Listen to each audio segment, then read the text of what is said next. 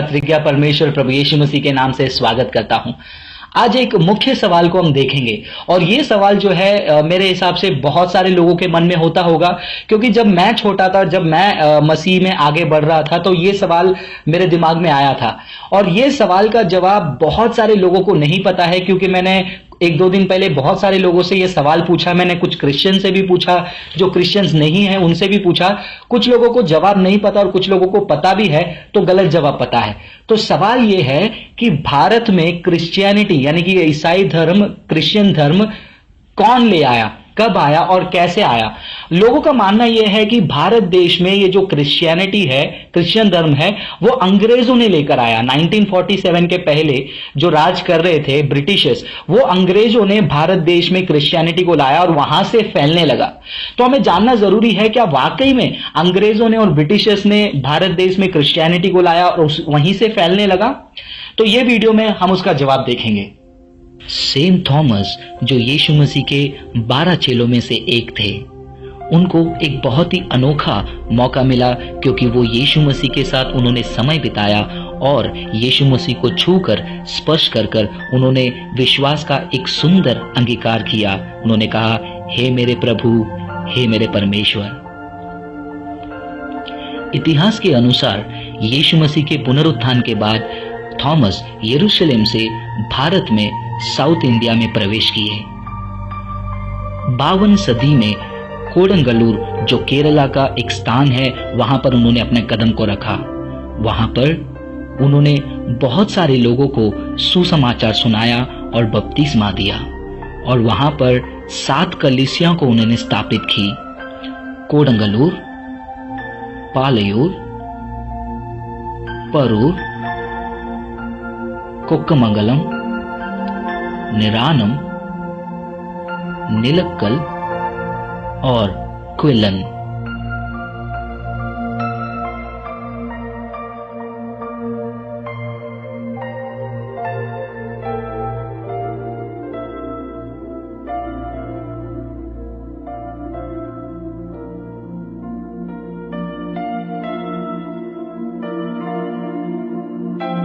इन जगहों में उन्होंने यीशु मसीह का प्रचार किया, चमत्कार किया और लगभग 10 साल तक उन्होंने सेवा किया और लोगों को यीशु मसीह को स्वीकार करने में मदद किया।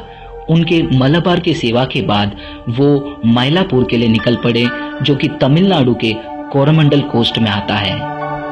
और वहां पर भी उन्होंने वही किया, लोगों को यीशु के बारे में बताया, प्रचार किया और बहुत सारे लोगों को यीशु मसीह की ओर आकर्षित किया।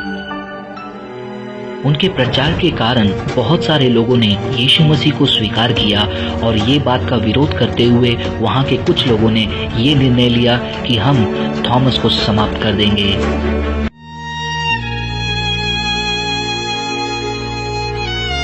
इस कारण उन्होंने अपने आप को एक छोटे से गुफा में छिपाया, जिसे लिटिल माउंट के नाम से जाना जाता था।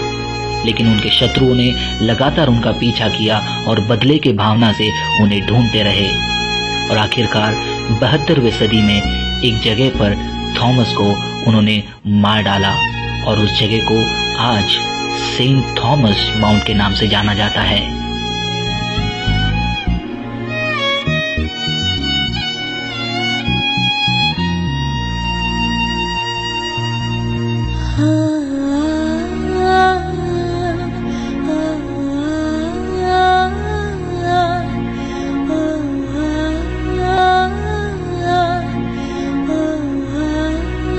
उसके बाद थॉमस को संतोम चर्च में दफनाया गया।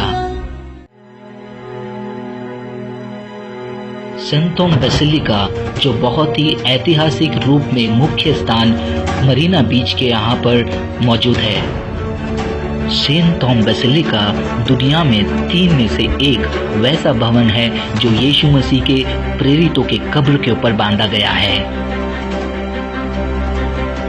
इसके अलावा प्रेरित पत्रस बेसिलिका जो रोम में है और प्रेरित याकूब जेम्स का कब्र जो स्पेन में है।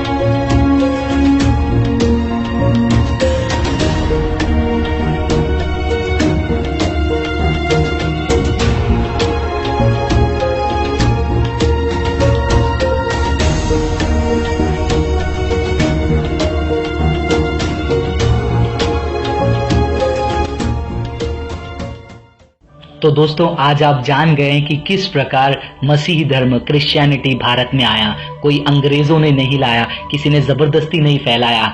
ये उसी प्रकार जिस प्रकार यीशु मसीह ने सूली पर अपना खून बहाकर अपना प्रेम को प्रकट किया ताकि आप और मैं अनंत काल के दंड से बच सकें, उसी प्रकार उनका चेला थॉमस भारत में आकर अपना खून बहाकर आप तक, मुझ तक उस अनंत काल के शुभ संदेश को पहुंचाया है ताकि हम उस स्वर्ग राज्य में प्रवेश करेंगे। यही सुंदरता है दोस्तों ईसाई धर्म का, यही सुंदरता है क्रिश्चियनिटी का। हम जबरदस्ती नहीं करते हैं, हम प्रेम के द्वारा, जैसे यीशु ने अपनी जान को दिया, उनके चेलों ने अपनी जान को दिया, हम प्रेम के साथ आपके पास आते हैं और कहते हैं कि आप यीशु मसीह के प्रेम को एक बार चख कर देखिए।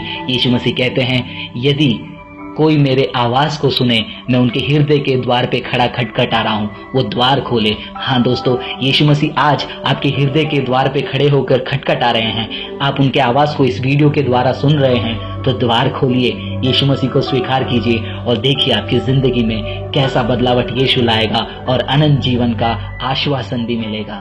प्रभु आपको आशीष करे।